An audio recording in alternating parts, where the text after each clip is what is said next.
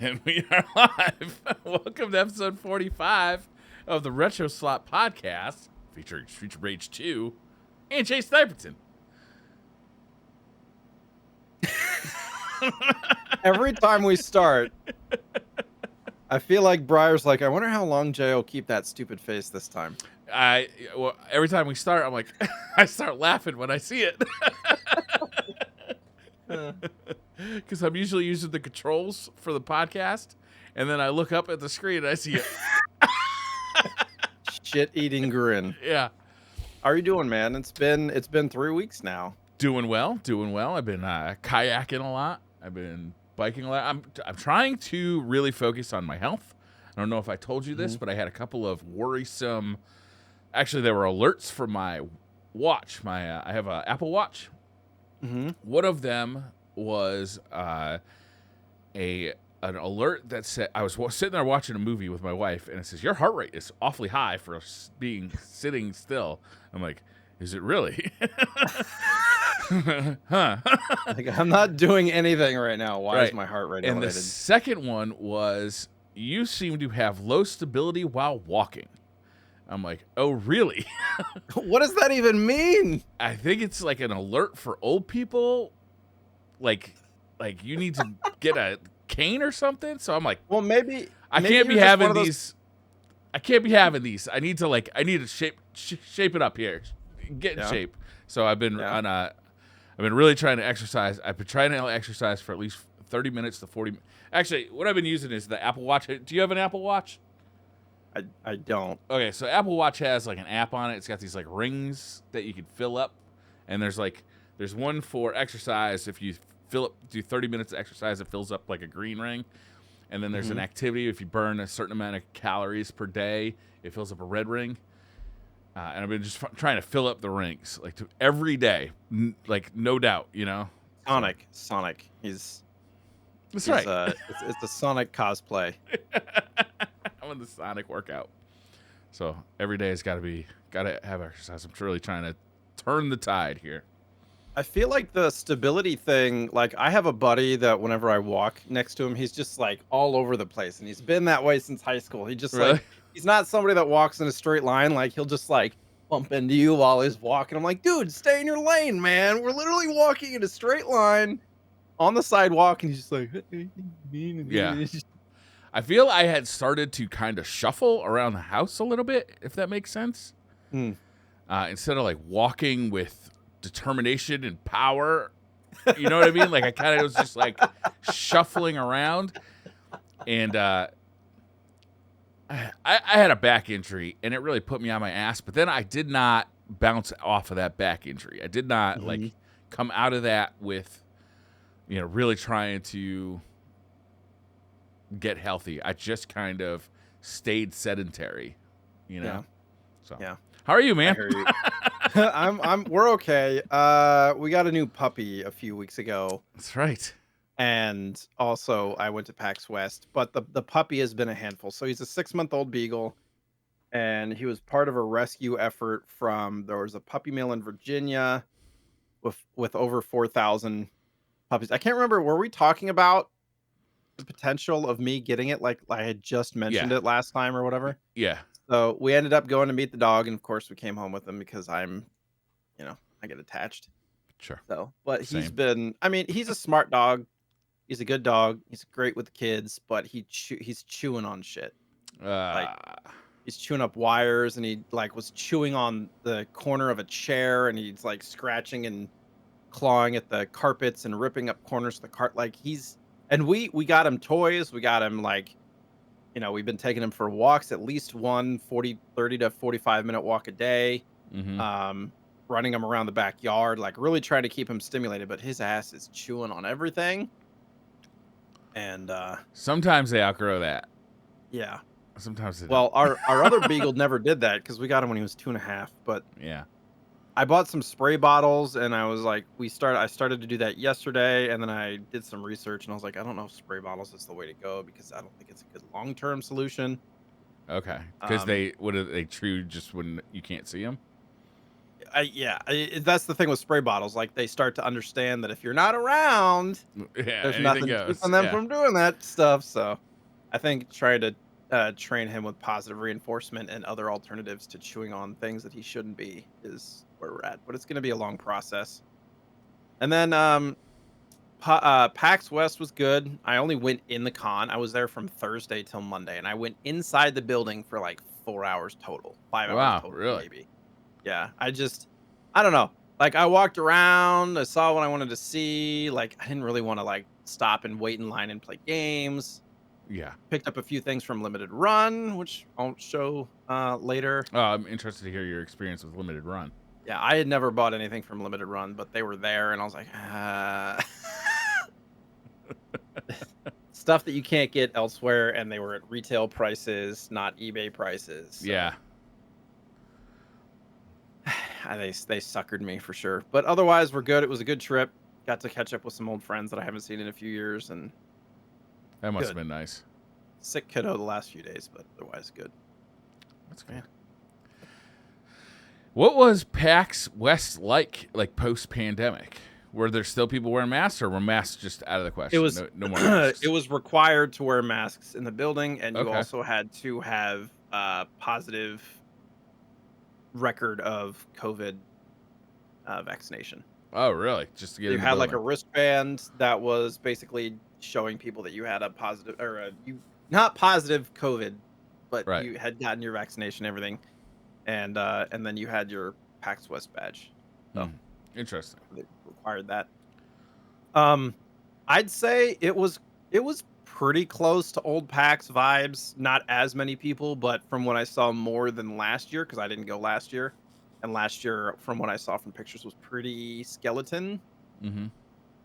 But this year was closer. There was still the whole like top floor. Usually it was just like sea of vendors on the top floor, and this year it wasn't. It was just they had a whole like tabletop tournament area where it was just a sea of empty seats and tables and stuff, and then some like tabletop game vendors. But the expo floor, the actual normal expo floor, was pretty full. Yeah. So Nintendo was there, bunch of indie devs. Bungie wasn't there, which is the different thing for me.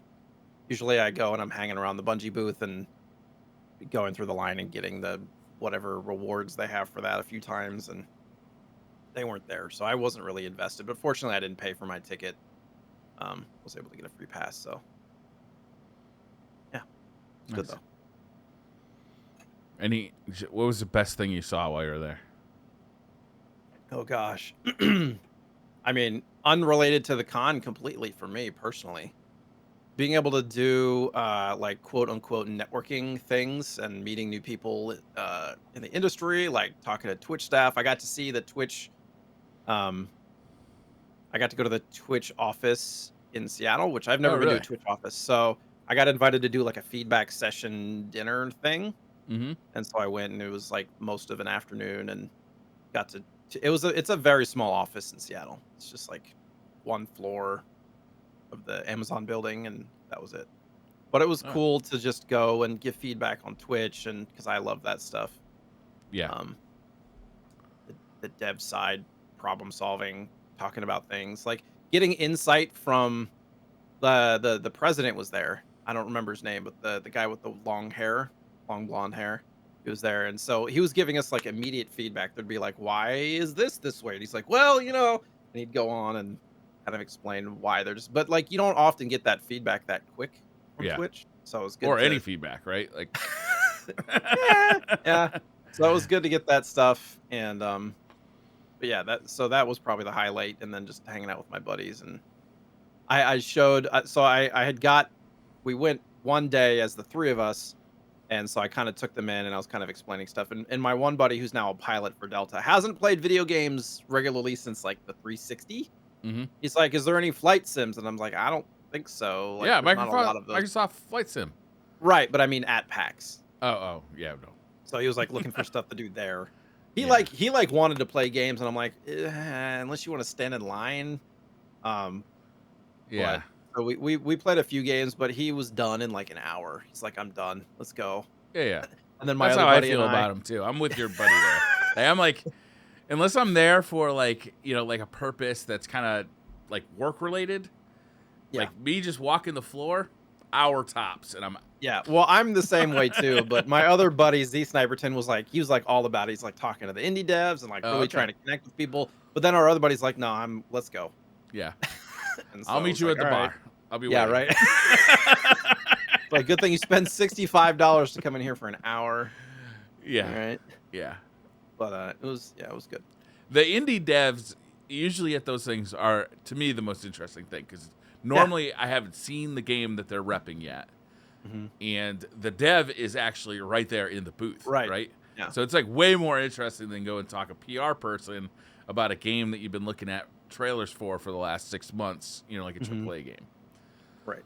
No, I agree. Yeah, we got to talk to a few, and it's literally like, yeah, we're just a 2-person dev team. We've been working on this game for like 3 years. It's like, oh my, you know what I mean? Yeah. And there's others games that were like literally one dev. There was a game that that we tried at Apogee, and it was literally one dude. He's like, I've been working on this for 2 years of my off time, you know, and he's like, I got a main gig, and it's like a really solid looking indie game, and it's just really impressive what people can do now with resources. It is. It's amazing, right? Wild. It to me, that's the most interesting thing that's happening in video gaming right now. It's the indie scene is where all the fun stuff is. Like, that's not to say that AAA games aren't fun. They're still fun, and they're still wild spectacles. But, like, especially in the last few years, like, with all the games being delayed in COVID, like, just playing all these indie games that are, like, much more bite-sized experiences, and, you know, a lot of them pick up on, like, retro stuff. Like, there's a ton of Metroidvanias out there. I don't know. They've been a lot of fun. I really like them. Yeah. I was saying to my buddy that I feel like indie games are where most of the creative ideas come from because they have less at stake. You know, like a AAA game isn't going to just go off the cuff with new ideas all the time because they're like, we don't know how the audience is going to react to it. We don't want to spend millions and millions and millions of dollars into the dev of this without understanding how the audience is going to. So that's why like a lot of this multi-billion-dollar game, then we have to fire everybody. Right. That's why like Call of Duties are generally all the same formula. You know, like a lot of that stuff gets recycled because they know it's successful. Indie devs, it's a lot less resource intensive, time, investors, all that stuff. So they're able to do they take more creative risks, which there's some good and bad in that. Yeah. And a lot of the better, more creative ideas in the industry as a whole, I feel like come from indie world, and then like the AAA devs will be like, oh, that's a good idea, we're gonna do that, you know. So it's cool to see that stuff and talk to them, see their excitement in the game that they're, you know, playing, watching their eyes light up as people experience their games. It's fun. So you brought a discussion topic this week. I did. Very complicated one. Yeah, it is complicated, actually. It's a tough one. Favorite road trip snack? Yeah. What is your favorite road trip snack, Jay? Mine? Yeah. Well, I did a 3.5-hour trip up to Seattle. I ended up getting some toffee peanuts and some candy. Peanuts. I'm not even familiar with this. Is this toffee covered peanuts? Yeah. That's so like they're like crunchy, sugary, caramelly. Is there enough toffee to cause a dental emergency? No, they weren't that bad. It's just like, you know, like those Boston baked bean kind of candy peanuts where there's like a thin coating of sugar around the outside of the shell. Oh, I'm not familiar with those. No? Either. No. Wow. I thought you were older than me, Briar. It's fine. I'm young at heart. So, yeah, it's just like a thin layer of crystallized sugar, essentially. But I wouldn't say that's my favorite. Historically, I go with combos. Combos are a classic. Yeah, because they're bite-sized. You know, they don't get your fingers messy. Yeah. You got to be careful. You don't want like Cheetos or something that's going to get your fingers all messy. Right. It's not like you can be sitting there with chopsticks while you're driving. Well, they do have, they have that invention now. Have you seen it? The gamer chopstick things that you put on your little fingers, and you do this, and they're like chopsticks, and they go like this, and you can like grab like Cheetos while you're playing a video game and eat it, and then so it's like sticking out of your fingers while you're playing the game, but you just like. Okay. Yeah. I don't know. Interesting idea. Yeah.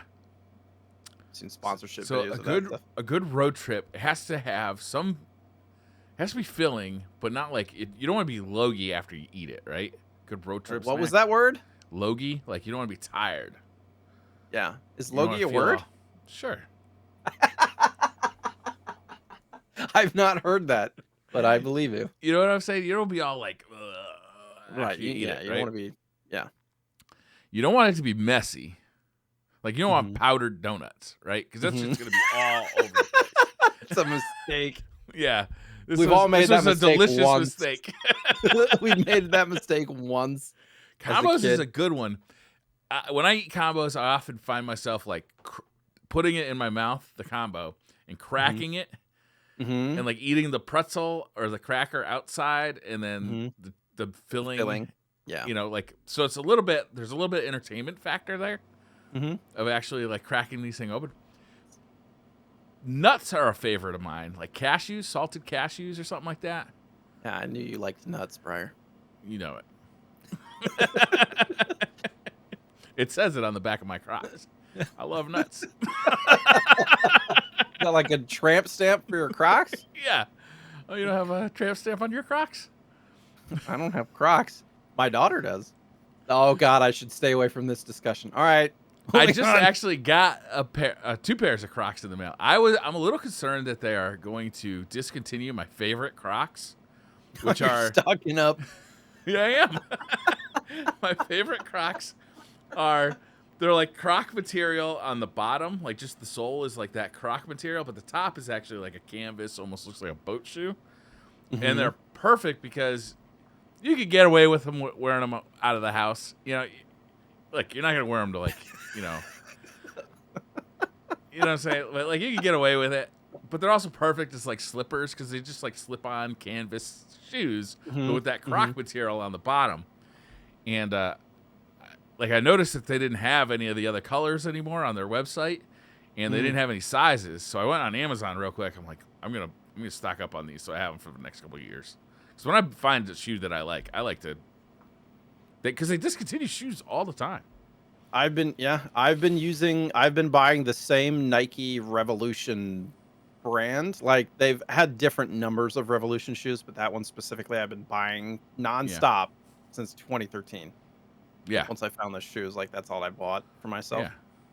Well, But the thing about you find something that's really comfortable for you personally, because you could buy the next, like the sequel to that shoe could not be as comfortable for you, you know? Right. So aren't Crocs supposed to like live forever though? Like the rubber and all that stuff? No, Like no, they wear out just like normal shoes. Like the usually what wears out for me is the sole will actually wear out and they become really fucking slippery when they get wet. I've told this story on other podcasts. I'll tell you this story. One time I think I was like brushing my teeth or I was like changing, like I was like in and out of the bathroom and I was letting the dog in and it was raining outside. The dog comes in, of course, when the dog came in, the floor got wet and I was in an old pair of Crocs and I turn around and I start slipping. Now, I hadn't put my belt on yet, so my right hand was holding on to my pants so they didn't fall down. So as I start slipping, you know, you do that like, whoa, whoa, whoa. Well, my hands like let go of my pants so I can like grab like, you know, the counter or the wall and stabilize myself. And then my pants dropped to my ankles as I was like swinging my feet around trying to stabilize myself, which then constricted my range of movement in my feet. And then bam, I went down. Ton of bricks. So not only did you fall on your ass, you also had your pants around your ankles. Yes, this is accurate. Like you didn't. There was 2 losses there and no wins. Oh no, there were no wins. Did anybody find you? Like I didn't knock myself out. I just fell down. I can picture you getting up, just like motherfucker. I mean, on your knees. Sometimes you just have to laugh at yourself, right? Yeah. And this was one of those times. I wasn't hurt. I was fine. My pride might have been hurt a little bit, but I was laughing like, oh my God. The dog was what laughing a at fucking you. sight. What a sight. So that's our favorite road trip snacks. Pants around the ankles. Did you come up with a different idea? You said combos are good. Was Combos there a are different good. one? I think it's gonna be cashews though. You know, you can get like Okay, nuts. Yeah, if yeah. most gas stations you're at, you can get like a sleeve of cashews. So you're just like Yeah, you got the sleeve that you're just kind of like, yeah, you know. yeah. Because Anybody on YouTube will like that. usually if I'm going on a road trip that is long enough that I need a snack on it, like usually I'm going to see somebody, and normally when you see somebody, they're like waiting for you with like a meal. You know what I mean? Yeah, yeah. So you don't want to eat a lot on the way. Mm-hmm. Like I can't stand fast food. I'll do it if I have to. You know, if I'm in an emergency. But I really don't like doing fast food. Fast food typically opens you up to bathroom stops too. Which is not a fun situation. You're like, hey, buddy, good to see you. I got to destroy your bathroom real quick. Yeah. Move. Just blast your toilet. I can see you though. Good to see you. Oh, It's been by a the long way, time. your toilet paper is upside down. I fixed it. Yes. Unless you have a cat, it should always be over. Yes, agreed. Do you fix it when you go to people's house? Do you fix it? Do you just No, flip I it just over? judge them quietly. I flip it over. I feel like it's my personal duty to fix this for them. They're my hosts, you know, like they're providing me with food and drink. The least I could do is flip their fucking toilet paper over the correct way. I noticed. Yeah, I noticed that you accidentally put the toilet paper on upside down, so I fixed it for you. I don't say anything about it. I just fix it. There's people that there's people that come to our house and use the bathroom, and then they leave the top of the toilet lid open, like every time. Yeah, that's rude. Every time. And for those that don't know, that's just letting all the germs from the toilet just float into your bathroom and all over all the things. And it's also, if you have pets or kids, it could be a real issue. Yeah. Yep. But every time, and I've never said anything. And I'm just like, I would say know. something. Yo, close the toilet, dirtbag. What do you grow up in a barn? Mother-in-law? Whatever. Maybe clean up the language a little bit, but come on, close the toilet. we got a puppy. That's what I would actually probably do. I'd be like, hey, we got a new puppy. Do you mind making sure you close the lid on the toilet just so he doesn't get in there and try and drink it and drown? Good call. Drink it and drown. You don't know. Puppies are dumb. Yeah, a little bit. Oh man. Actually, my current Crocs, I believe these ones. Yeah. These ones are chewed up by a little puppy chew. He literally has chewed on my son's like paperwork that he's brought home. Oh, he ate the homework? He's working on it. He's working his way up. So lots of retro news. Yeah, lots of retro news. There was a bunch of stuff today, actually, like Nintendo Direct, a bunch of other announcements from Xbox and stuff that we'll talk about next week. We have enough. Right. We have enough to talk about today that we didn't want to like add to it and be like a 3-hour episode. So, we had mentioned this before. The Mega Drive Mini, the Mega Drive 2, is currently available for pre-order in Europe and UK for around $100. It's actually cheaper American currency than it is for Europe, which is wild to me. So it's 105. Is that pounds or $99.99? And you can pre-order that on Amazon UK currently, which you can actually have that shipped to the US as well. Yeah. But I don't know when or if these will be available in the US. I imagine they will be eventually. I don't know, actually. If you want one of these, I would definitely find out, though. I had heard they were coming to the US, but now I'm suspicious. Why would it be released earlier in the UK than here? Question. And are they going to rebrand it as Genesis, or is it just going to be Mega Drive 2 worldwide? I imagine in the US it'll be the Genesis 2. Because it is the Model 2 Genesis. Yeah. It's got to be, because they are doing pre-orders in North America. The Genesis Mini 2. Okay. I will say the image of this, the red buttons and the switches look not great quality. It might just be the image. It looks kind of shoddy to me, but yeah, I don't like the look of the Mega Drive as much as the Genesis. Yeah, you can pre-order it on Amazon right now. It's just not available yet. Okay. All right. So the next thing, which would have been topical because there's some GoldenEye news next week we're going to talk about that was announced today.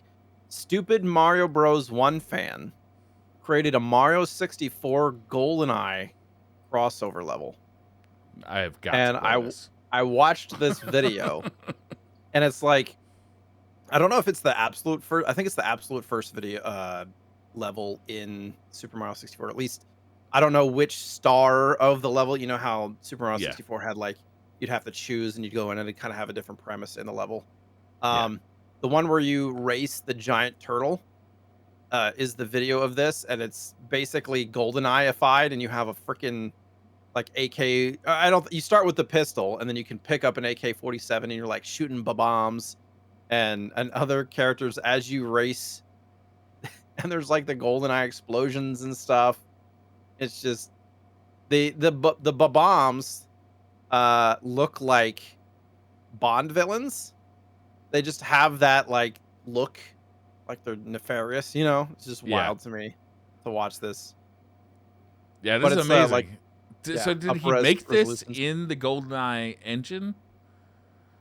I have no idea.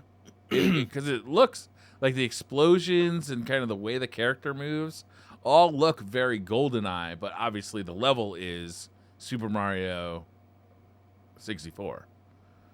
It doesn't say like which engine it was used or anything. Yeah. Or is this just a completely original? It's amazing. I want to play this very badly. My favorite part is that when you're holding the pistol, you can see the white glove of Mario. Yep. And I mean, it's up-res too, so not only is it awesome, it looks... I mean, he's playing it on PC for sure. Yeah. But it looks great. It does. It looks fun as hell. I love it. Yeah. It's essentially... imagine like a... I don't know, first-person shooter in Mario 64 with the GoldenEye kind of sensibility. Looks amazing. Get on it, Nintendo. Yeah. What's the over-under percentage-wise of Nintendo doing this first party? 0. There is no chance ever. Although they have given Mario a gun before. Right? When? Doesn't he have a gun in those Rabbids crossover games? Like yeah, I haven't played those, but actually, that's not technically Nintendo's not making those. It's Ubisoft making those. There you go. They're still making those, aren't they? There's like I think there's a couple for Switch. Yeah, second one came out last year, I believe. Was it last year or this year? I played the first one. It was fantastic. It was really fun. Yeah. It's like XCOM, but with Mario characters. It's amazing. They're pretty short experiences, though, right? It took me a while. I don't know how many hours it took me, but it felt like a pretty full game. I should check it out. You'll probably like this. The unofficial Strider 2 sequel, Cannon Dancer, is coming to PS4 and Switch. There was a little interview that I read. I think the link that I have. Oh, I linked the wrong thing, of course. But originally, Cannon Dancer was an arcade-only release, and it was created by the original Strider developer, who said it's his spiritual successor. Like, it's not an official thing, but it is kind of an unofficial Strider sequel. Good. Yeah. And it's just getting a port to modern console? Yep. That's amazing. Well, I think it's a straight port. I don't think it's like up-resed.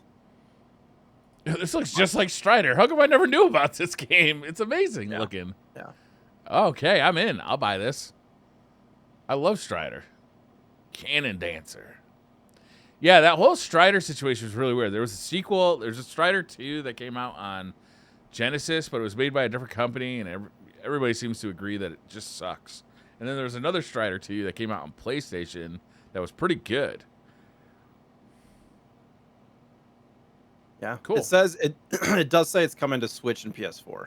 I'm in. But they haven't fully announced everything. It says the Tokyo Game Show's on the 15th, and we'll have more information then. So maybe next week we'll a couple days. update it. Yeah. I'm in. I hope that it's widely available. Jumping for Joy: The History of Platforming Games. A book is available for pre-order. Releases in a couple of days on September 15th again, 32.95. It's by Chris Scullion, who has done a bunch of the other kind of retro. He has like an NES one, an SNES one, and this is basically the history of platforming games. So, like Mario games. There's the picture on the front of the book, which is weird to me that they put ukulele on the front of the book. Yeah, I wonder if But that's like let's not an get in trouble with advertisement Nintendo's lawyers kind of thing. potentially. But it's like a full. I think it's like a full history, Cool. like a huge Mario section, a huge Sonic section, a bunch of other stuff. So Yeah, add it to my wish list. yeah, available for pre-order, I believe, and releases on the 15th. Or it says actually says the 22nd of September. There you go. Hardcover or digital.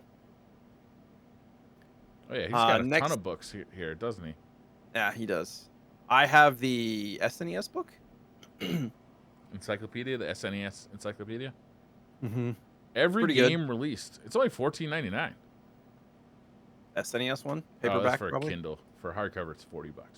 Yeah, yeah. Okay, He writes fairly. No, it's all good. He writes fairly like comic style, Okay. so it's not like super dry.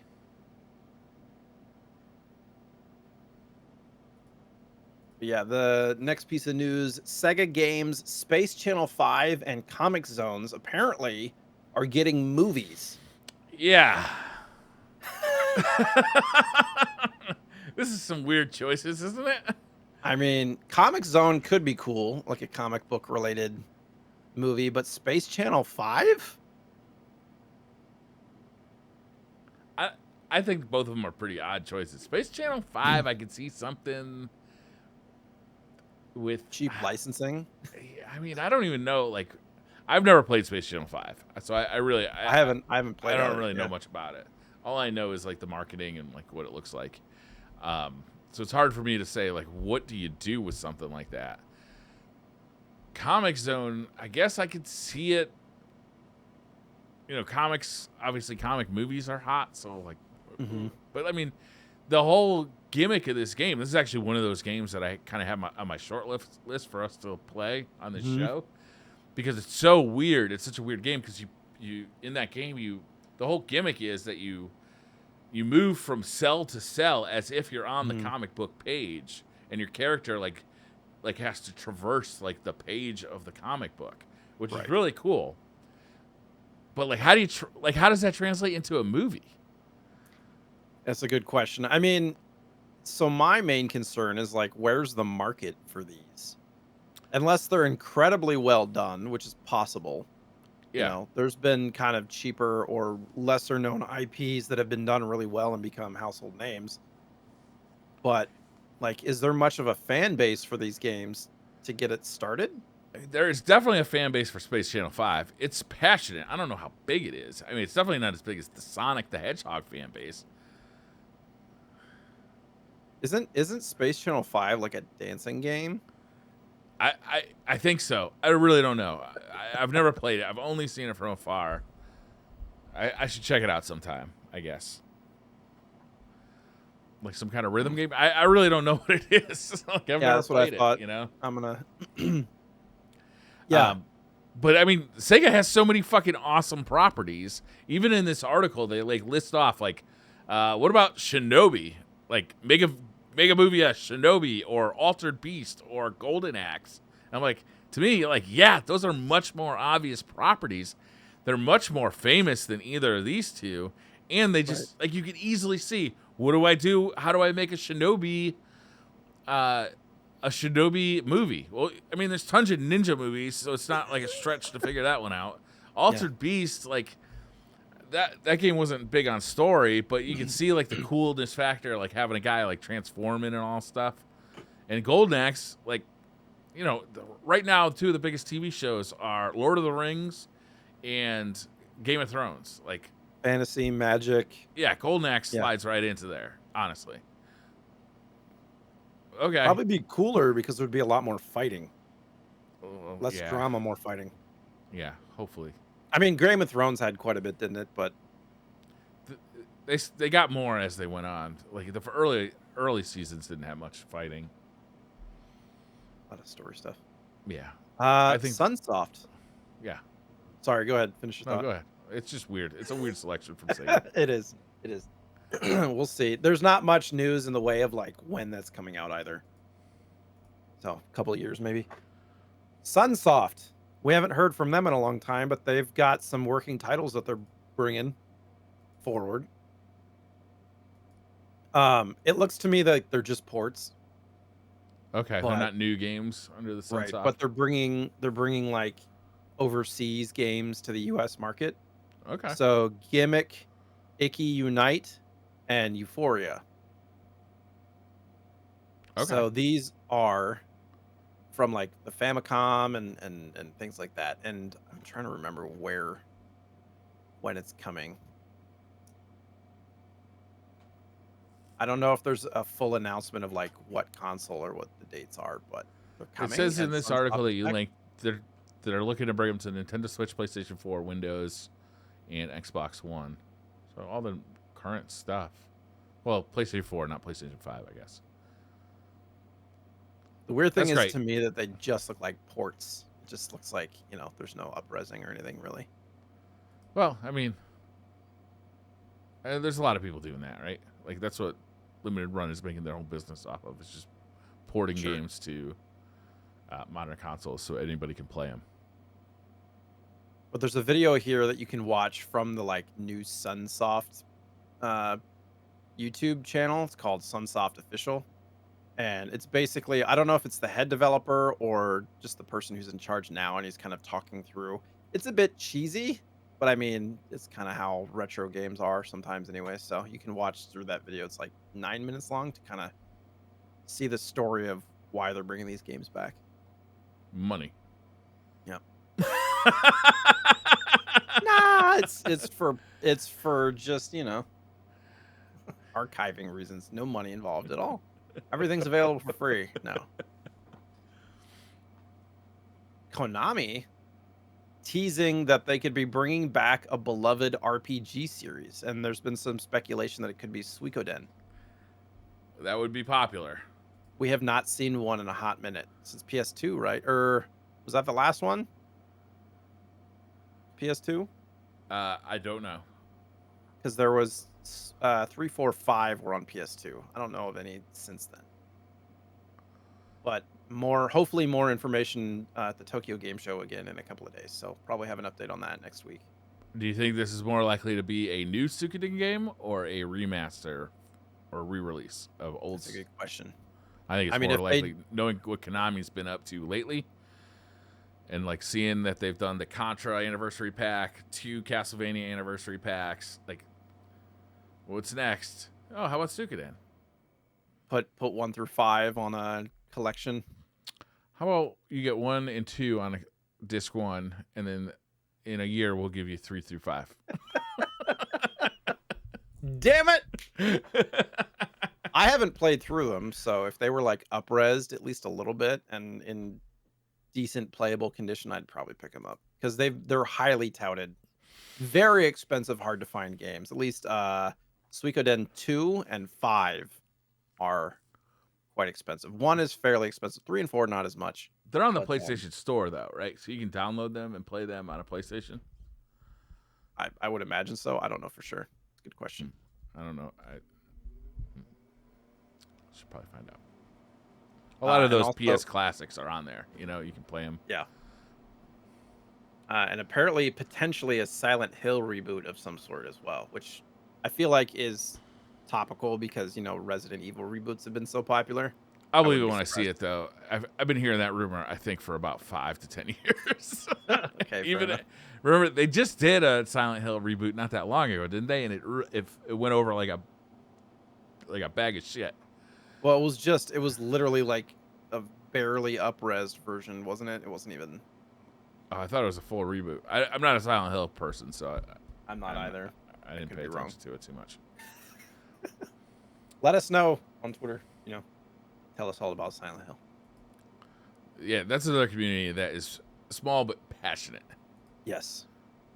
PS Plus. We've talked about the PS Plus subscription changes that they had done a while ago. It was like a year ago. Finally adding its first retro games since the new service launched. And so there's a list here of the games, and it's not like a lot of retro. It's kind of they're kind of mixed in with the newer stuff. What are But they calling retro? like the Scott Pilgrim game, kind of sort of. Toy Story 3 for PSP, Kingdom of Paradise for PSP, Siphon Filter 2 for PS1. That's about it. I see Sly Cooper Thieves in Time, but that's PS3. PS3. Well, the Sly Cooper games were on PS2, weren't they? Yeah, I think they started on PS2. Was there a PS1 Sly Cooper game? I thought it was a PS2 thing. Yeah. There's not very many games, actually. It makes me uncomfortable when they call something for the PS3 retro. Well, I mean, there's PS5 and PS4 stuff here too, so I think it's just kind of lumped in. Yeah, there is Siphon Filter 2. That's PS1. The story kind of is that they're starting to finally put retro stuff on here after all this time. What a fucking mess, though. I'm like looking at this thing, and I'm like, all right, so they got PS Essentials. That's getting 3 games: Need for Speed Heat, Grand Blue Fantasy, Versus, and Toem. Then you got PS Plus Extra and PS Plus Premium, and that's getting a bunch of games. And then you got PS Plus Premium alone getting like 5 more games. Like, they have fucked this up. They need to simplify this. Yeah, like their pricing structure, the whole it's too much. I have no interest in any of it. Yeah. No, I don't really either. I'm surprised they haven't taken a Game Pass. I mean, I feel like this is kind of their attempt at Game Pass. They're like, but we should make options for people who don't want everything, which is noble. But then there should maybe be 2 subscriptions, not 3. Yeah. I don't even know which one I have. Honestly, I should probably look. It's got to be PS Essential. Like, if you just had PS Plus before, did you get like grandfathered into PS Essential? I would think so. Yeah.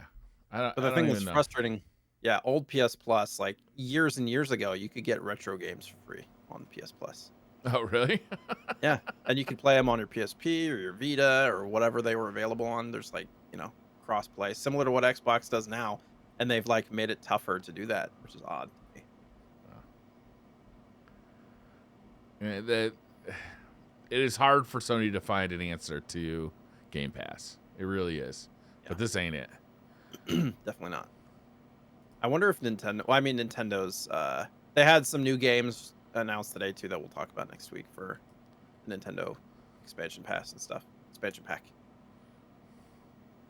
Next piece of news though is very exciting for anybody that's a lover of the TMNT franchise. A new AAA game. AAA TMNT game getting released in 2023. Now, what I'm hoping is not like the 360 game or the DS games or any of that stuff. I want it to be akin to like the Spider-Man reboot, the Batman games that, have been around for a while that are really good. Like, I want it to be gritty. I want it to be deep. AAA TMNT. Developed by Paramount and Nickelodeon. Yeah, I'm with you. That's what I'm hoping for. That's not what I'm expecting, though. Well, I mean, a brand new original AAA game. Yeah. What would you think that's going to be? I think it's going to be marketed at kids. I don't think we'll have any interest in it when it comes out. TMNT style. I don't know, like what kind of gameplay you're asking? Yeah. I'm hoping it's not like the what's that game out the battle royale the brawler game with like all the brawler that's a battle royale. It's like half wrestling game, half yeah, I don't remember the name of it. I don't know, the new Teenage Mutant Ninja Turtles game came out this year. It was Shredder's Revenge. Like if you had asked me 2 years ago what I wanted out of a new Teenage Mutant Ninja Turtles game, I would have said, give me Shredder's Revenge. Because that was perfect. Like, it was really great. It was super fun. It was updated, but it also felt kind of like stuck to their roots. It brought back memories of the old cartoons, like kind of the older style of Turtles before they like got weird with it, and like newer Turtles, like the newer Turtles cartoons don't connect with me at all. Like the newer versions of like the newer movies don't connect with me at all. What I like is the old stuff because I'm old. You know, so like I don't know, like you can't make a first person shooter out of Teenage Mutant Ninja Turtles. All you can make is like some kind of beat 'em up, maybe a fighting game. I'd be okay with a new fighting game. That'd be pretty dope, but that's not gonna happen. I mean, I think Shredder's Revenge is great too because of the style. It's connecting older gamers with like likely the marketing effort was like, you know, all these older gamers have the money. They're the Yeah, ones controlling the subscriptions and the purchases and stuff, and they have kids that are playing games. yeah. How can we connect the two dots? Like, okay, well, let's bring that stuff back and let them play with their kids. I feel like that's got to be a huge market for that. Um, the idea of a AAA TMNT game, I literally want it to be, you know, like the way that they rebooted Spider-Man for PS4, or what are those Batman games? Arkham Asylum and Arkham. stuff like Yeah, that. Yeah, so like think of a TMNT game like that. That's you know, it's a melee fighting game, but with RPG elements, with kind of deeper customization and kind of story elements and stuff like that. I think that'd be fantastic. And it would be on the complete opposite spectrum of like Shredder's Revenge. You know, Shredder's Revenge is very easy to pick up and play for 10, 20 minutes, but it's not a very deep experience. And then, you know, I don't know. I really don't want them to go full profit model and do like free to play. oh, Buy they're a bunch 100%. of They have in the article that you quoted. They have a quote from Lucy Dixon, Paramount's head of consumer products, and it essentially it's your worst nightmare. It says Teenage Mutant Ninja Turtles are back with a new look and a new movie. Paramount will be launching a new extensive range of action figures and plans to expand further at the back end of the year. Collectors are being served by nostalgic gamer releases, including an already launched new retro-themed game, Shredder's Revenge. Paramount is also planning a remaster of Konami's Cowabunga collection at the end of the year and will launch a brand new original AAA game in 2023. Like, they're slotting this right in with a new look and new movie, right? Don't hurt me like this, Briar. I'm sorry. I am trying to prepare you. Sure. Hope for the best, expect the worst, Jay. Yeah. Yeah.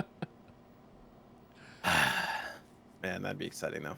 It'd be awesome if it's good. But I mean, the chances are not great. I mean, I feel like that would make boatloads of money too. Just like a single player or even a co-op experience. Just be fantastic. Yeah. We didn't cover the next story, did we? About Embracer Group purchasing limited run games? I don't think so. I think that happened between So some of y'all may have heard about Embracer Group. They bought a lot of things. They bought didn't they buy like the Lord of the Rings franchise and all sorts of other things? That's correct. They've bought a ton of studios. They are really becoming like one of the biggest kind of groups, like owners of IP in the gaming industry. And they're a little bit like nobody really knows who they are. They're like an investor group, but nobody knows where the money came from or how it got started. So it's a little bit concerning that they're buying up so much of the gaming industry. Mm-hmm. Hopefully it's you know, to go in a good direction. But from what Limited Run says, their operations are not changing, like at all. From what I saw. That's what every company says when they get bought, and then Sure. Yeah. Hope for the best. Hope for the best, expect the worst. Prepare for the worst, hope for the best. Somebody said there's something in the comments of this post. They said there's something a bit fishy about this company. Having 120 studios and over 850 franchises is not normal. Yeah. And like we don't know who they are. Like they're just kind of this like blank face. Bunch of people from the future coming back in time to destroy all of our favorite IPs. That's who they are. Well, I hope that's not it. I hope they're here to save them. They're saving Terminator. The Terminator of video games. Jay, Streets of Rage 2 for the Sega Genesis. You're welcome. Yeah, it was a good game. I didn't get to beat it, and I had never played number 2 before, but I thoroughly enjoyed it. It is I think, and a lot of reviewers said that it was kind of an easier experience. It's quite forgiving. You get like 3 or 4 lives to start, and you get lives pretty quickly just from playing and picking up items and stuff. And then you have continues. I don't know exactly what happens after because I like stopped playing when I still had continues. But the cool things are that you can like switch characters when you're continuing if you want to try a different character. Or, I like that. Yeah. Yeah. There's actually quite a bit of moves too. I went and read the instruction manual in here and found out some moves that I just from button mashing didn't know about. So that was kind of cool. There's a couple of I hate it when fighting games like this, when you use your super, it uses part of your health bar. Yeah. I hate that. It is very common. Until they came out with a super bar, right? Like as a separate kind of economy for your energy. Sure. Yeah. But I don't know, that's frustrating me because you don't ever want to use it because most of the time your health bar is the priority, right? So this is a side-scrolling beat 'em up. You can select 4 characters. I think Axel and what's the girl's name? Oh my gosh, that's a good question. I forgot the girl's name. But they're from the original Streets of Rage 1, and then there's 2 new characters, Max and Skate. Skate feels like the most 90s thing I've ever seen. Mm-hmm. He's this kid on rollerblades. He looks like he could be right off the set of Breakin' 2 Electric Boogaloo. Like it's amazing. He was actually my favorite character to play with. I like playing with him too. That's kind of my favorite thing about this game is that of all the 4 characters, I truly enjoy playing all of them. Is it Blade? Is she the Blade? I'm gonna have to look at the instruction manual. Okay. Anyhow, like all 4 characters are really fun, but they all feel like entirely unique, right? Like it doesn't feel like Axel and Max. It doesn't feel like Max is just a bigger version of Axel. Max feels like a completely, unique character, which I think is actually a big improvement over Streets of Rage 1, and is what really put this game on the map when you compare it to its contemporaries like Final Fight, right? Where I loved Streets of Rage, and I thought it was an amazing Genesis game, but Final Fight was still like the gold standard of this genre. Streets of Rage 2 became the new gold standard. I thought, even though it wasn't in the arcade, it was only for home consoles. This game felt like it felt huge. Huge is the wrong word. It felt like it just felt like kind of like just so much going on, like graphically and like sound wise. Like my big problem, the reason I want to use huge is my big problem with side-scrolling beat 'em ups is that when you bring them home, you beat them in the first couple of days. And like you have to then deal with that, right? Like there's not a ton of. You're not gonna be like banging your head against this thing for a month normally. Right. Where the replayability comes from is going to be how fun are the different characters, how fun is the co-op, how enjoyable is the actual combat, and the combat I think is tops, right? Like it's so satisfying. The sound effects are so good. All the moves feel really good. The music is considered to be some of the best music in video games, period. Graphically, I think it really pushes the Genesis hard. I think it's if you own a Genesis or if you collect games for Genesis, like this should definitely be in your collection. Although I hate the box. I hate the box art. They got rid of the grid. Yeah, so it doesn't have the black grid. The spine looks just kind of like weird, and the art is not that good. Like, if you look at Axel's face, he just looks a little. I mean, I don't know. I don't like the box. Blaze, by the way. It's Blaze, not Blade, right? Blaze.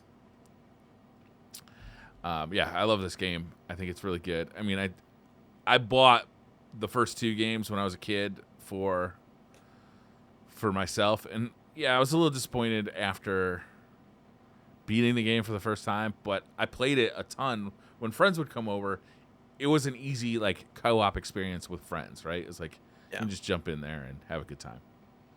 It's like the Genesis equivalent of Turtles in Time almost. Totally. Yeah. Yeah. The thing that I noticed is that there's not a lot of obstacles while you're playing. It's like all people. Yeah.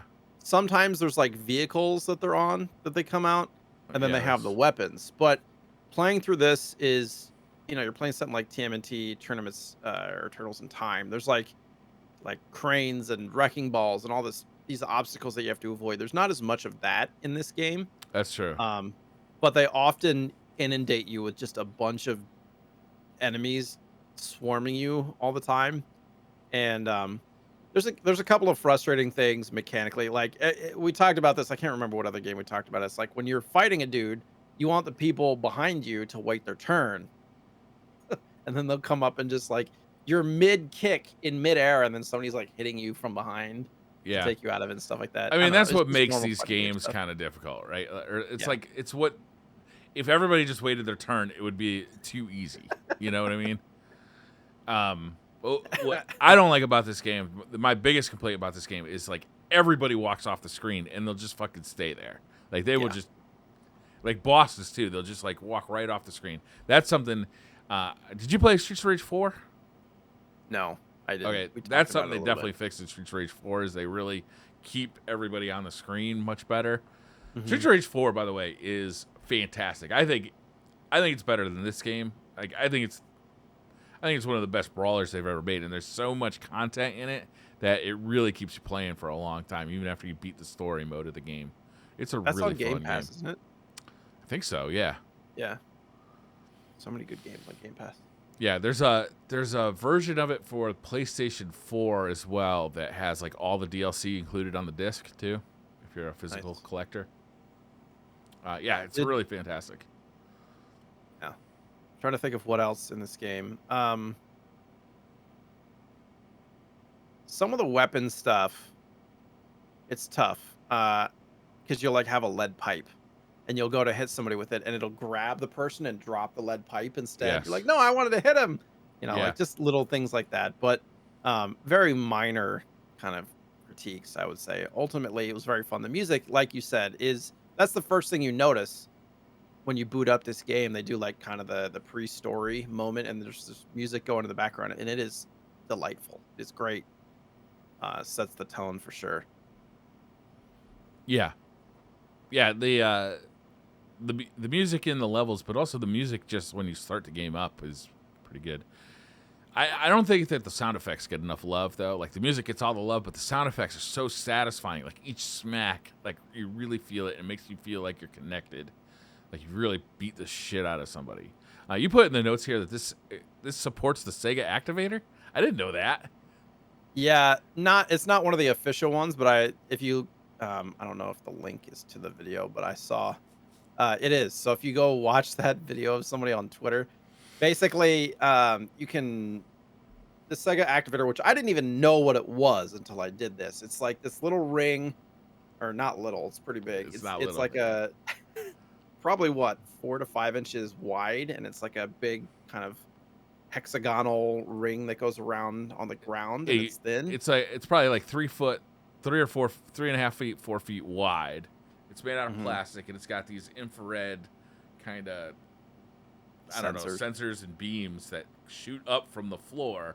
And then when you're standing in the middle of it, and you reach out your arm, it could tell the height of the obstruction, i.e. your arm, and then that can be mapped to an input in a game. So in theory, you could say, okay, when I punch with my left arm, it'll activate a punch for Axel, and when I kick with my right foot, that will, activate my special move or something like that. The problem is you have to map out like the directions as well, so you have to like move your legs and arms in a way to like move the character around. Yeah, it looked really cool in commercials back in the 90s, but once you actually thought about like, wait a minute, how do you do like movement and stuff? You gotta like just hold your arm out. to like get your character to move. Yeah, it's weird. I saw the video, and it wasn't even the person punching. He had to have his hands flat, I think, to hit the sensors, and he would be poking at the little spots to like do the inputs, and he was just so it was a lot of poking with flat hands. Yeah, To waving get the person to move. Yeah. It just looked kind of awkward, but it's those kind of things are cool because it's like the infancy of kind of VR play and all that kind of stuff, which I always thought was interesting. I like it when companies take chances, Yeah, but it's not really all that like practical in gameplay mode. no. This was look. We're trying to get to VR, and we weren't there. We weren't even close yet. Yeah. Look, you're in the game. Stepping You're in the stones. game. Right. I didn't play the dual mode. So tell us about the dual mode. It's just a one-on-one. We Right. just play against each other. Just try and beat up your buddy. You can't play the same character, probably, correct? I do not know. I'm not. So that's one of the things. Like these characters are so different in how they move and their attacks, and it's mainly based on do you want fast and weak or do you want slow and strong? Yeah. Yeah, it's funny because Blaze in the first game was fast and weak, but now she's kind of like mid-tier, and Skate is super fast but super weak. But he makes up with it so well because you can basically stun lock most enemies by hitting them with a combo, which makes it. I don't know. I'm with you. I really like Skate quite a bit. Yeah. I tried a couple of the other characters, but they were just so slow that when there's a bunch of enemies on the screen, it's like game over because you're just getting smacked from every direction and you lose your health too quick. I like Max a lot because his attacks, you could hit like 3 people with one punch. And not his super, but his special where you tap, you double tap forward and then hit attack is kind of this just like shoulder charge. So it gets him out of those situations very quickly, even though he moves fast. And there's 2 kinds of specials in this game, right? There's the special button that does take your health away, but only if it connects. I think if you just hit it and it misses. Oh, really? No, it takes it away no matter what. So if you hit like a direction on that, then it's one move. If you do it while you're not hitting a direction, it's a different move. And then if you double tap a direction and hit the regular attack button, that's another special move. And that definitely doesn't take away health. That one you can just use as much as you want. And for Max, it's a shoulder charge that is just infinitely useful. Skates is pretty good too, where he kind of like runs across the screen, and then when you hit the button, he'll flip through the air and hit whoever's in his way, which is really effective against those fucking motorcycle dudes. Which that mechanic is more predictable from what I expected. So if you play like Turtles in Time and you double tap a direction, they start sprinting, right? Yeah. But only the skate guy does that. The other one's like run, yeah. Right. Who's the main blonde dude? Axel. So that's Axel. Yeah. So I started doing that. He's not moving. I'm like, what's going on? And he just does this like big uppercut thing, as opposed to moving in any specific direction. It was obviously inspired by Street Fighter, right? The Dragon Punch. Yeah. Like he does this like Ken. Yeah. It's awesome though. It works super good. They brought that move back in Streets of Rage 4. That's in there too. Nice. But Streets of Rage 4 has, modern controls with like all the buttons. It's not just 3 buttons. So your throw button is different than your attack button. So probably easier to kind of memorize the moves and stuff. To your point on Street Fighter, the early betas of this game actually featured moves similar to the Shotokan style, which is like Ryu, Ken, Akuma. Yeah. But there was legal action from Capcom. Wow. To force them to change it. Wow. I mean, so this is like a watered down version of that. The most copied game of all time, and they picked Streets of Rage to get pissed about? Interesting. Yep. So, and there was I don't know if you read this interview at all. So there's a developer interview from Shmupulations for Streets of Rage 2, and they talk to the chief graphic designer Ayano Koshiro, and they talk about basically the chief graphic designer. They did like all of the creative, like graphic design, like move design. Like it wasn't just like service level stuff. So it's really interesting interview because it was a very small. Like games were very small teams back then. So it Yeah. was basically like her, a dev, a music person, and like maybe one or two other people, and that was it. Yeah. Another fact about this game is the first cartridge, Streets of Rage 1, was on a 4 meg cartridge. This was a 16 meg cartridge, literally 4 times as big as the first game. And it only came a year later. A year after Streets of Rage 1 came Streets of Rage 2, which is ridiculous to me. That they would, like, they still do that, but they have, like, multiple teams working on games, to do that. Or they'd have, like Madden, where it's just small changes year after year in like rosters updates. I feel like it was more common back then, but also like crunch was more common back then. I mean, it's still common now, but a lot of these teams were working like ridiculous hours, like it's not unusual to hear people have like Japanese game devs at that time they'd have like a special office that was just cots that they'd sleep in. Yeah. Like it's not very well regulated for the workforce. No, thank God that is changing in the industry slowly. But I mean, it's one of the reasons we lose talented game devs all the time is because the crunch is so ridiculous.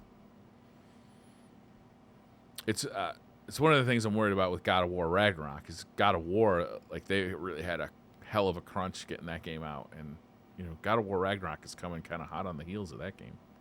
It's tough as a consumer. Yeah, you're right. It's tough as a consumer as well because you want to be in support of the devs, but you also want to play these games. Yeah. So, but I mean, there's so many video games I haven't played. I haven't even played half of them yet. Yeah. There's a ton of them I can still play.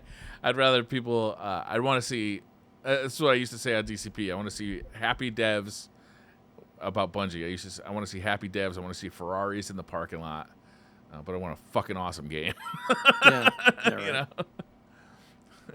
Like, take your time. But make it great. Right. There were ports on the Master System and Game Gear, but they're like different games from. Yeah, Genesis. I've played the Game Gear version, which I assume is the same as the Master System version. Sometimes it's the same, sometimes it's not, though. Because the Game Gear was essentially a Master System, right? And it was good. I enjoyed it. It was definitely not as good as the Genesis version, though. Right. Did you end up picking this up? I tried to order it, and I could not find a copy that I wanted because I kind of wanted a pristine copy. And then it became Wednesday, and I forgot all about it. I kept my eye on eBay for the next few days after the episode, and I was just like, screw it. I paid over market. Yeah. But maybe like 10 or 20%. It wasn't like crazy. Yeah. I definitely want to pick this up, but I just did the night of the last show, I just didn't see anything that was catching my eye. So I didn't pull the trigger, and then, life. Forget. Imagine. The only other thing was like this game was I couldn't even keep track of how many times it's been ported to like newer systems, collections, all sorts of like just one of those games that's available on a lot of different things. Is it available to play like on the Switch? Oh, 100%. Yeah. Yeah. I don't know if it's in the Genesis collection. So there's. I wish I had my Switch with me. There's the Genesis collection that Sega made, but there's also like part of that online. What is that called? The online expansion pack? Yeah, expansion pack, which includes Genesis games. I'm not sure if it's in there or not. But it's definitely in the Genesis collection that Sega released as a cartridge. Yeah. And then I think the only other thing that we haven't read is that some levels were inspired by the anime Akira. That makes sense. Yeah, it's very kind of like rainy, dark cityscapes, kind of futuristic styles, all that stuff. Even like the outfits of the enemies and stuff, I feel like, like the rubber coats and things like that, like the raincoats. The game is gorgeous. It's a huge step up over the first one. And a lot of people don't believe the third one stands up as well. I don't know if something's going on with that. But. Third one's quite a bit more expensive, too, actually. Yeah, I don't think it's sold as well. I think if you get the Japanese version, it's a lot cheaper. Bare Knuckle 3. That makes sense. What do you prefer as a name? Streets of Rage or Bare Knuckle? I don't know. Streets of Rage, probably. I kind of like Streets of Rage. Bare Knuckle is funny. Yeah. You know, it's very, like, it feels very 80s movie. Bare Knuckles. It does, definitely. You know? A Japanese movie. Like a Kurt Russell starring in Bare Knuckle 3. Bare Knuckle. Also sounds kind of sexual. Briar's face. Do you want to pick the game for next episode? Next week? Yes, next 1 week from today. Yeah. So this episode was a little delayed. I have a question for you. Capcom or Konami? Oh, I mean, come on. They're both great. Let's see. Konami was in the news. I'm going to pick Konami. Gradius. Okay. All right. I figured, you know, it's, again, kind of what your purpose was for Streets of Rage. It's not a very long game. Yeah. You know, you can play it for a couple of hours and probably understand most of the game. Yeah, so this is the Konami choice. If you had picked Capcom. Oh, I'm glad I actually went with Konami because I'm not a huge fan of 1942. Really? No. Okay. Also, I think that box art is some of the coolest NES box art I've ever seen. It's for anybody who's just listening, it's the silver background with kind of like Gradius across the top and like a blue background. And then the artwork is kind of 3D, kind of like popping out from the middle. It looks awesome. Looks like some out of Star Wars, to be honest. I think it looks really cool. It was like that early NES, because a lot of the early NES cartridges from Konami had like a similar theme to the artwork, but that one is really good. This is 1986. Okay. Yeah, that looks awesome. I love it. I love that cartridge. Or that box. There's a lot of newer Gradius games too. Like, I think PlayStation 2 had like 3 of them. Oh, really? Wow, yeah. I didn't know that. I don't know if there's been any since PlayStation 2, but I'm sure I will we'll figure that out for next week. Gradius is a side-scrolling shooter. Is that correct? Correct. Okay. It's one of the first. I'm trying to see, actually. I might own it. I'm not sure. If it's on like the Nintendo Switch. Gradius 3 is available on the Switch. Arcade Archives, which is $8 on the Switch. So yeah, you can get it on the Switch for $8. It looks like. I do not own it, so I'm gonna have to pick it up. I think this was pretty readily available, right? This is not a pretty common cartridge, early NES game.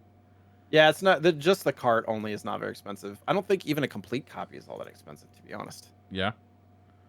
Like we're talking 40 or. Oh no, okay. I guess it's like 80 to 100. Yeah, but a cart's like $15, $10, $15.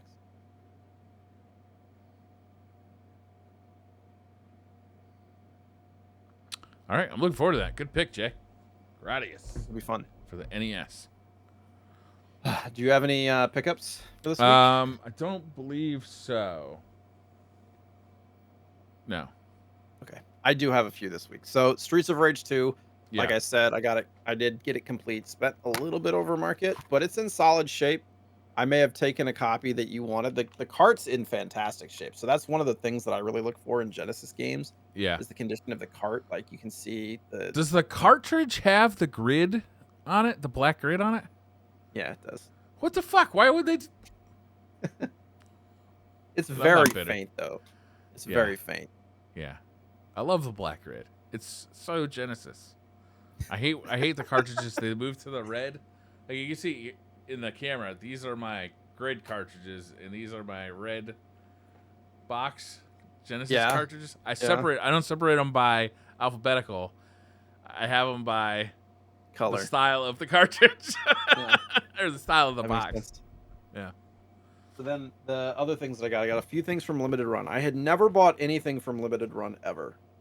Okay. So, and they were sold out of one of the things that I wanted, but they said they're going to have it on the website, so I need to look. But I got Shantae for the Switch. Oh, that goes for a bunch, doesn't it? It's not Oh, it's not? it's not that one, but Oh, okay. that's what I thought too when I first got it. This is not the first release version. This is like a re-release version, I think. Okay. Oh, That's but it for is the Switch? Game Boy Color game. So Okay. it's a Switch game. It's a re-release of the Game Boy Color version, which I do not have in my collection. It's like a $700 or $800 game, cart Yeah. only. At Have this you ever point. played it? I've played. I feel like I have played some Shantae stuff, but maybe I not. think they're okay. There's a lot of hype about them. Yeah, I mean they're solid games. Yeah. I got this because it's an N64 cart, the Star Wars Episode 1 racer, but it's the Japanese art. Oh, neat. I like it. So yeah. So this actually does have an N64 cart in there. I got that too, but I got the Switch version. So I got the new re-release for the Switch when it was available on their website. And then I like that game. this. I like that game better than like the movie that it's inspired by. It was a good game. It was a good game. I do have it for N64 is pod as well. racing. Yes. I feel like they should remake Pod Racer. With like maybe a mini story and some RPG leveling up elements. I don't know. The Castlevania collection for the Switch. Yeah, hell is the yeah. other one. That's a good one. In a retro style SNES box, but That's it is pretty a Switch neat. game. Yeah, I like that. The one that I was gonna get, they had KOTOR in a VHS style case Oh, really? that sold out like immediately. But yeah, I think they have KOTOR 2 on their website right now, don't they? that's a good question. I don't know. I didn't check. Limited run. But that's all I got. I mean, it's like $200 for these 3 games. It's expensive. I like what they do. Oh, are they doing Arcade Paradise? Unlimited run? But I did that. Go ahead. There was one retro game vendor there, and I was like, oh, because they had some good stuff. But I was looking at prices, and I'm like, these are like 30 to 50% markups from the market. I was like, I'm not. I would As much. I would imagine that's what you do when you go to PAX with retro games, right? Well, they were the only retro. I mean, okay, so them and Pink Gorilla was there too, and I think Pink Gorilla's prices were a little bit more in line, Reasonable. but they didn't have the like collector selection. Like this other vendor had like mint in box, sealed in box, graded. They had like all sorts of stuff. And I want Snowboard Kids for N64 complete in box, and they had it. They were asking like $800 for it or something like that. I was like, what the hell? Just Conker's Bad Fur Day asking like 600. It's just like way above market. So they do have KOTOR 2 on the website right now. They have it for Switch in like several editions, up to $175 for the Sith Lord Master Edition. Good Lord. But $35 for the regular version. So if you've never played Knights of the Old Republic. Oh, they have the PC version as well. Nice. Yeah, a lot of people love KOTOR. Yeah. They also have Wonder Boy: The Dragon's Trap on PS5, which is interesting. Wonder Boy is a solid title. Yeah. I think I got a Switch. There was a Wonder Boy Switch release that I got in a trade a while ago. Yeah. They have it for the PS5 in a Master System style box. Kind of neat. I don't know. I like Limited Run. I like the stuff they do. It's sometimes it feels a little shitty that like you got to wait like a year for some of the stuff that you buy, and then they ship you out. But that's why they had a little stand at PAX, and I just was like, all right, the games are here. Yeah. They have a retail store that they opened this year. I think in like North Carolina or something. I'm not sure. Nice. Somewhere not close to me. On that side of the country. Yeah. Anything else, Jay? Not that I can think of. Okay. Oh, as far as pickups, no more Yeah, pickups. yeah. I still might get the Streets of Rage. I'll keep my eye open, maybe. You know, I'm more into this stuff in the wintertime than I am in the summer. Yeah, I You know tend what I to mean? be as well because you have less going on. You know, you're Yeah, inside more often. right. So I'm looking, you know, I'll probably play catch up a little bit on some of the releases that I missed. I really haven't been on eBay or Mercari like at all in Yeah, months yeah. and months and months. In the wintertime, I'm all over it. Just because you got so much time just sitting inside. All right, I think that's going to do it. We will be back next week talking about Gradius, so we're going to have to order that tonight to get it here in time. Yeah, they probably have it at your local retro store. I would Probably, bet. right? It's Maybe one of I those should go games there that's first. everywhere. Yeah, it is kind of like a common. I kind of want the box version, though. I like that box so much that I just kind of like it. And I mean, just so you know, there are multiple versions of the box. There's the round seal, which is the first print, and then they have the oval seal, which is going to be a cheaper later print. Okay, but the artwork is the So same? the first print has the hang tab and stuff too. I think the artwork's pretty much the same. Yeah, it's just maybe I just want a poster of it. That'd be kind of it's a cool, yeah, it's cool box art. Yeah. All right. We'll see you in a week. Thanks for watching. Thanks for listening. I can't think of anything else to say. Jay, you got anything else you want to tell the people? Lots of stuff to talk about next week. Yeah. Check us out on YouTube and Twitter at the RetroSlot. All right. Bye, guys. See ya.